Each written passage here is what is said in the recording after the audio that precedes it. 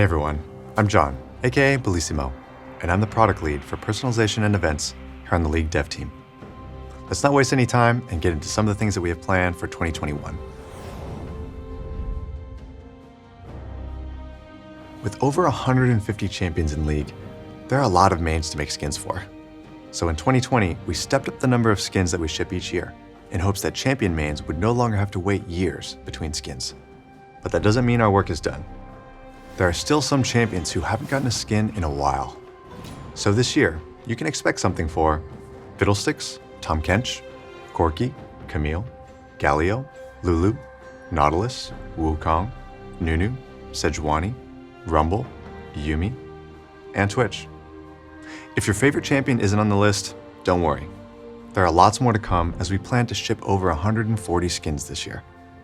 This also includes some skins for our more popular champions, including Vayne, Caitlyn, and Blitzcrank.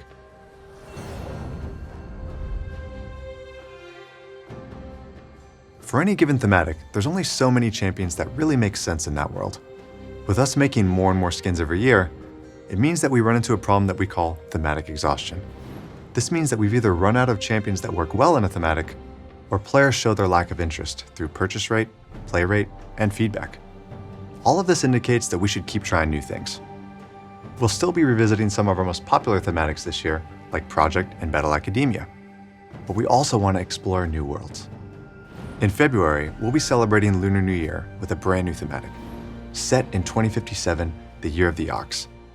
Lunar Beast is a world where futuristic cityscapes and ancient temples collide. High-fashion streetwear with a touch of traditional elegance is the style of this year's Lunar New Year celebration. Here's a first look at Fiora, Jarvan, and Alistar, who are all part of this year's Lunar Beast squad. If psychedelic retrofuturism in space is more your vibe, then good news. Our second major thematic of the year is Space Groove, an eccentric take on a sci-fi universe full of far-out fun and color.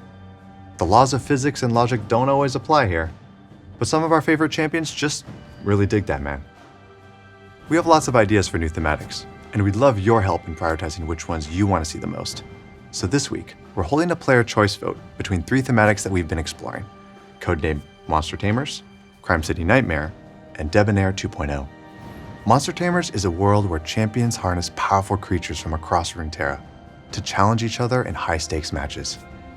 In Crime City Nightmare, we focus on the crimescape that is Valorant City, where a street war takes a dark and horrifying turn, as a mysterious figure introduces those desperate for power to an ancient Cthulhu-inspired evil. Finally, we have Debonair 2.0. In a world where powerful elixirs grant extraordinary abilities, 2 rival clubs vie for power. Classy opulence meets modern noir as champions work together to take back what they believe is theirs. We're going to ship whichever thematic gets the most votes this year, and we may revisit some of the others later, depending on your interest and feedback. We've been working to improve events on League, and this year, there are 3 main areas we want to focus on. For starters, we're going to keep running featured game modes alongside every major event.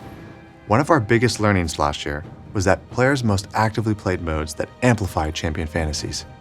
For example, in Earth, we amplify fantasies by asking, what if my champion could cast all the time? Or in One for All, we ask, what if my champion got to stack with itself?